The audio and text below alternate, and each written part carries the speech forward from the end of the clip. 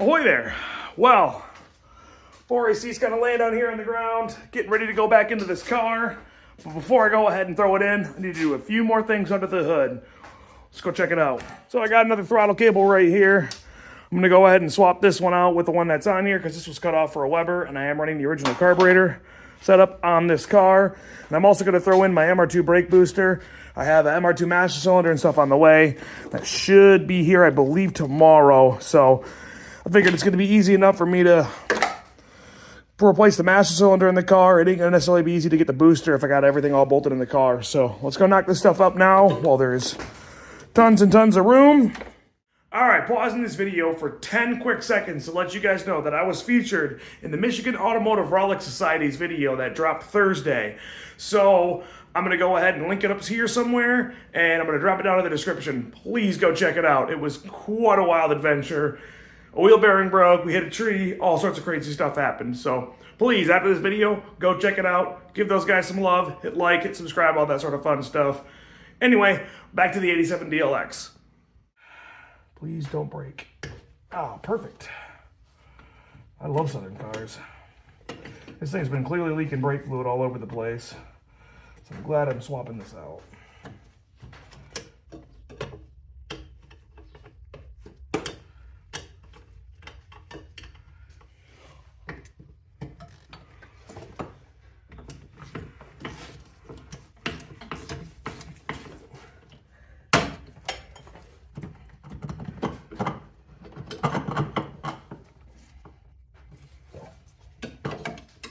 There we go. This thing's definitely been leaking brake fluid all over the place. Really gross, but oh well, it's out now. So now that the master cylinder's off, we're gonna go ahead and hop under the dash, pull the booster out, and the throttle cable, because those are basically right next to each other. So, well, I really didn't get any footage of me pulling it out because it's kind of hard to see down here, but I got these 4 bolts out over there, the 2 out for the throttle cable right there. So in theory, it should just come right straight through now.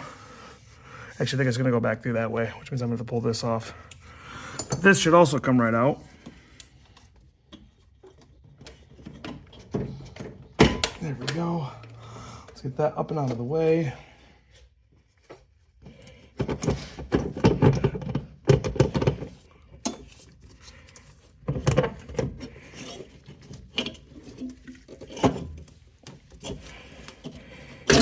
There we go.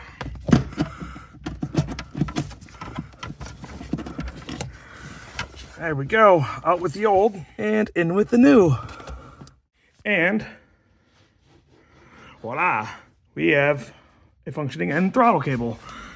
I think I oversnugged the bolts up a little bit. You can see how there's some fresh threads sticking out through here. So I might have to go back in here and loosen them up as I'm snugging in this brake booster, but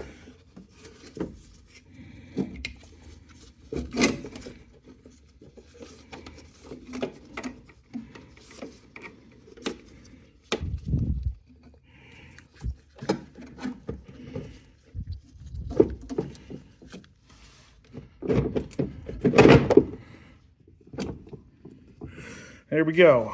All right, everything's officially bolted in place. So now I'm gonna go ahead and trim this vacuum hose up and make it fit for the booster. We'll go ahead and swing this up there straight away. And I'm probably just gonna cut it right at that bend right there.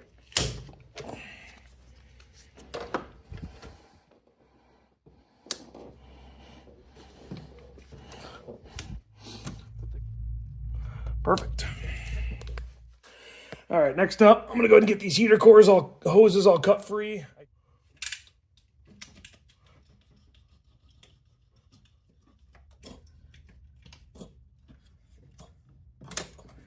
There we go.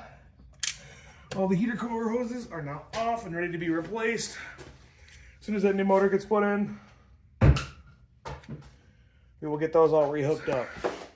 Let's talk about this little valve right here. Actually, I got a fuel line I gotta get off here. Yeah. So this little valve right here, if you ever have a heater valve that is, or the heat from to cold lever in your car that's not moving very good, there's a chance that it is this right here that is getting hung up. There's also a chance that it's your cable as well. So if your heat to cold switch is kind of sticky, lube that up and lube this up. I myself use penetrating oil. There's probably a bunch of different things you could use, but don't ever force it. There's a small cable in the back that will bend, and this one looks like it's already bent because it doesn't quite want to go max hot or max cold. It will still work and operate as it should, but it just won't quite be that last little bit over. I'm gonna just use a little bit of penetrating oil.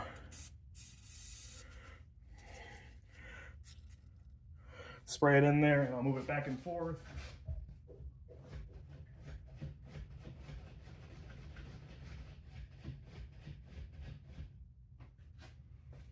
That should be at least a little bit more lubed up right there, so hope that's helpful to somebody. I'm gonna go ahead and clip this thing back in place. You could vaguely see that little blue spot right there. That means that's gonna go into the very end right there. Get clamped down like that. That's gonna be set to close. And that will go, there we go. Now we'll go inside and flip it again. See how it feels. Yeah, this thing's sadly been bent. I think it's bent behind the heater control valve. So we probably will have to fix that before too long. I can hear it bind. So I think behind this thing it's banged up. They're pretty easy to get out, but we'll do that in a future video. Stay tuned. All right, I guess it's about time that we go ahead and actually just get this thing dropped inside the car. So I'm not so sure I'm able to get it at this crazy aggressive angle that it's sitting at, but I kind of need it to be at an angle because I need the transmission to slip down into the tunnel. So we'll see how this works out, but it's time to go ahead and hopefully get the engine and transmission in this car today. So let's get to it.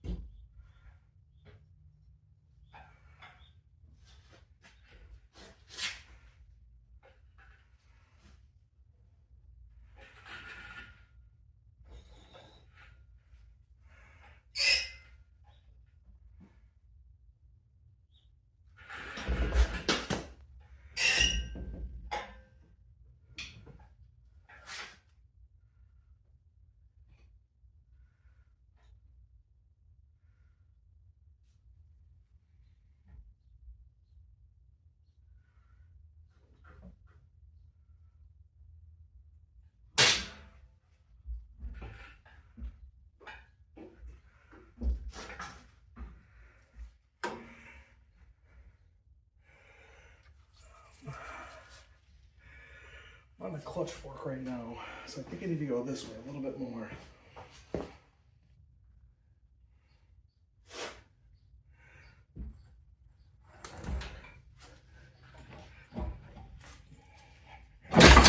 There we go. Went down a little harder than I wanted it to, but it's on. Well, whew, awesome news. She's in. Got this motor mount over here bolted in place.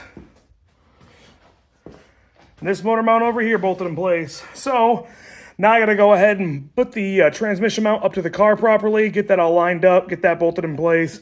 Then I gotta do all the wiring, put all the lower end accessories all back in place, power steering pump, AC compressor, starter, all that sort of fun stuff. And man, I'm stoked. Feels great to make some good progress. 2 weeks ago, this thing was sitting up on jack stands like this with the interior completely blown apart, and here I am getting the motor already in it. So all the hard work is paying off, but we're still not through it yet. We got to keep hammering away. So let's keep moving. All right, we got the wiring harness all in place. So let's get this transmission mount up here, about where it should belong.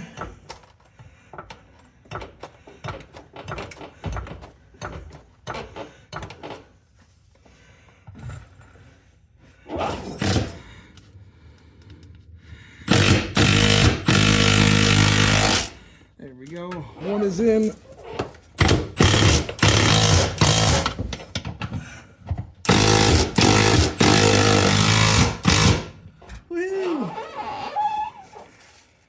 All right, now next up, I'm gonna get the transmission speedometer gear in place.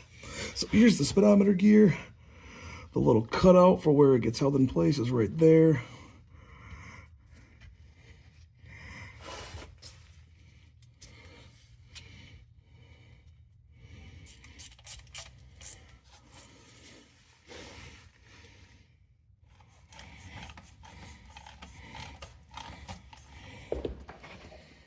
All right, time to get this shifter all put in place. Let's go ahead and get this boot out of there. These are the shifter bushings I'm using. There we go. Get the retainer ring down. Now we're going to go ahead and pop the snap ring on. You do not need many fancy tools for this. I'm going to use literally a wood screw. Maybe this is a concrete screw.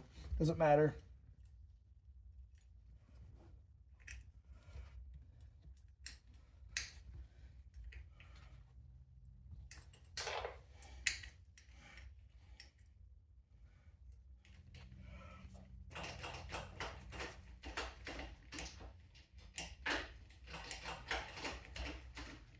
Now we're going to go ahead and slip this little bushing over top of here. This is that Jeep bushing that I showed in the previous video. It's for like a 81 to 86 Jeep CJ, I think. They're about the best fit we're going to get for these. And I don't believe Toyota makes these anymore, so.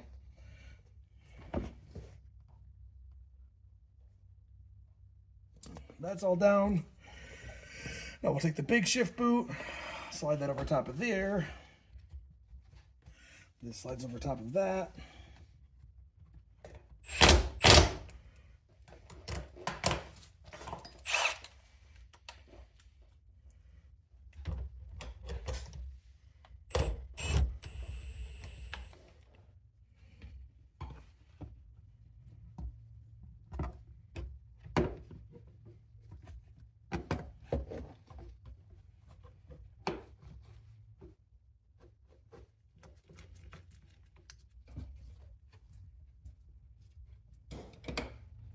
And now the best part.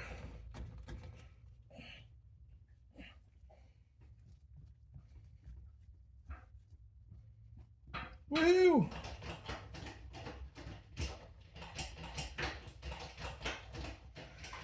I still got to connect the four-wheel drive shifter shaft linkage, but we'll knock that out in a second.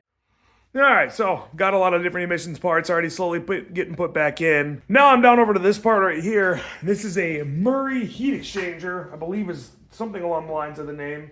This is an O'Reilly's Radiator, and it is fancy and all aluminum, and it, like many other people have had issues with, does not really fit very well. So I don't know how well this is gonna get picked up.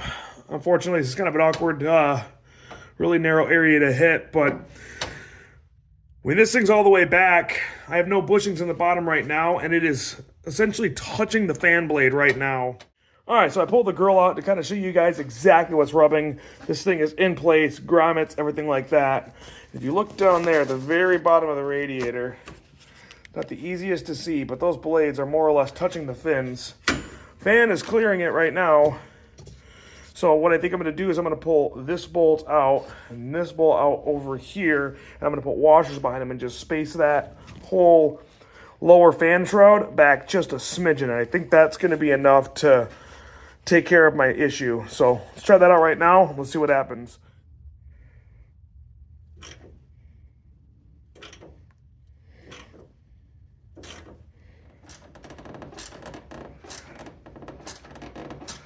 All right, digging through my washer bin, found a handful of various different, like, I think these are probably like quarters, M8s, I'm not really sure, but these two are the same thickness roughly, so I'm gonna use these and just space them right behind where that fan shroud sits, which I think, all right, now that the top two bolts are loose, we got a lot of play now, so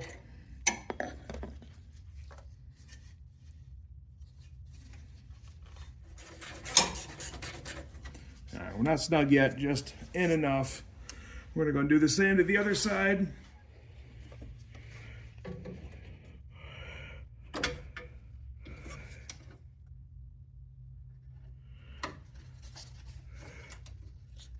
All right, update time. Got a washer underneath there, washer back underneath back up behind that ear right there.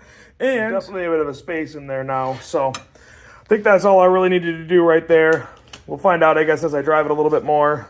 Thankfully, they do have a lifetime warranty. So if anything goes wrong, I can go ahead and get it warrantied out.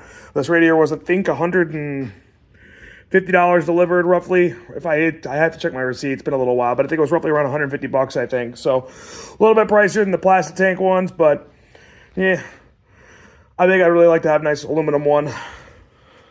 Now, one more thing. Allegedly, people are having issues with these things leaking as well from some research that I've read online on the Tercel 4-wheel drive Facebook group. Some people are saying a washer. Some people are saying pipe dope is the answer. You know what could never not be the answer? Both at the same time. So I'm going to go ahead and throw a Dowdy washer on the end of this. It appears to be either an M16 or an M18 washer on the end right there. I'm going to also go ahead and add a little bit of thread sealant. All right, well, got it all back together. Radiator is in, mounted in place. Feels very snug now.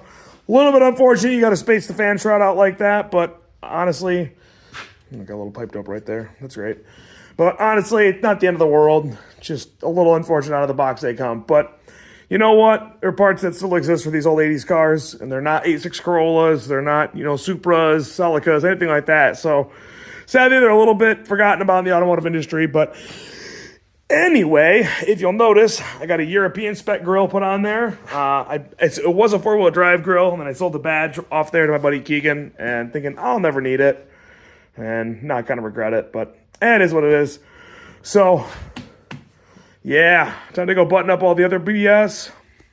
I actually think I'm going to go ahead and do that all off camera.